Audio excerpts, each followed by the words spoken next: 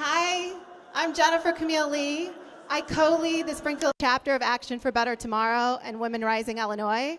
Thank you. Thank you for being here. We appreciate it. There are actually a lot of wonderful women's groups here today. If you want to know more about them, go over to our registration table afterwards. I want to make a point to note, because we're in the Capitol in the Rotunda. We're here, our groups are focused on a progressive agenda, but we honor all women. We know that there are women on both sides of the political aisle that serve here, and we honor both of them today on International Women's Day. Thank you to all of you, all of them here. Finally, we believe that rallying is great, but we also believe in effective action in the legislative process. So on your posters, you've got bills on the back, and there are synopsises of those bills. And if you agree with us that those bills should pass this legislature, go talk to your person, your representative or your state senator. That making our voices heard is a powerful action, and they want to hear from you. Please welcome me as I welcome Comptroller Susana Mendoza to the podium.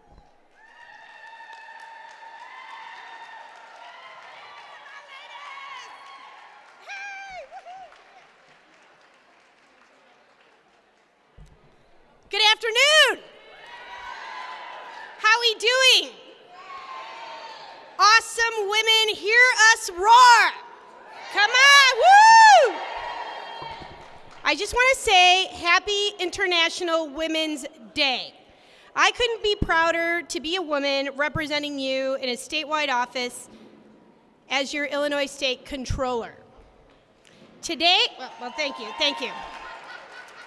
Today was a big day for our office. Actually, last night around 11:30 became a really great moment for our office in that the court in St. Clair County recognized the authority of the Illinois Controller's Office to act as an independent entity from the governor and every other constitutional office. They've recognized our authority to, per the Constitution, prioritize the people of the state of Illinois and the funds that I'm responsible by constitutional decree of managing and maintaining. That was a great victory for the people of the state of Illinois. It was a great victory for our office, and I hope that the governor uses that ruling and embraces the ruling as a teachable moment.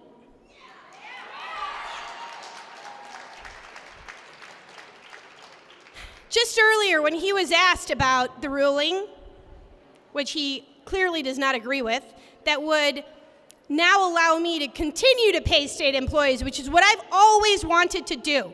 Let there be no mistake that there's only been one person in this state that I know of that, dating back to March of 2013, said that if he got the opportunity to have a do-over and to shut down government, he would take it. That person is Bruce Rauner. Don't boo, organize, right? So here's what I'm going to say. Just earlier today, when he was asked about his defeat in court, which, by the way, he sued me and we won. Number one, I'd like to say that all of the state employees whose paychecks were in question as a result of Governor Rauner's political games will be paid on time and in full. Number two, when asked about this, he tried to accuse me or accuse others of trying to shut down government. Again, he's the person who's on the record saying that this is what he wants to do. And the worst part about it, that on International Women's Day, when asked to talk about his defeat, he said that he accused me of taking orders from the boys. Completely tone deaf. Governor, if you didn't know, it's International Women's Day. Happy International Women's Day, ladies. And let me say, for the record, the only person who tells me what to do is my mother. And on International Women's Day, I choose to honor her by continuing to stand up for the people of Illinois against the wishes of this governor, the biggest bully that I have yet encountered. Having Having said that, I'd like to say thank you to women of all political persuasions, whether you're a Democrat or a Republican. I'd like to thank Leader Radonio on the Republican side of the aisle of the state Senate for trying to take up the slack of the governor's dead weight in working on a balanced budget proposal. We have seen that this governor is willing to attack women every day of the week, not just on Women's International Day, but just last week killed the Senate Grand Bargain Deal, which she has been working very hard on, along with President Cullerton. He killed the Senate Grand Bargain Deal, which was being spearheaded by a very own Republican colleague who happens to be a woman that is trying to do her best to move this state forward.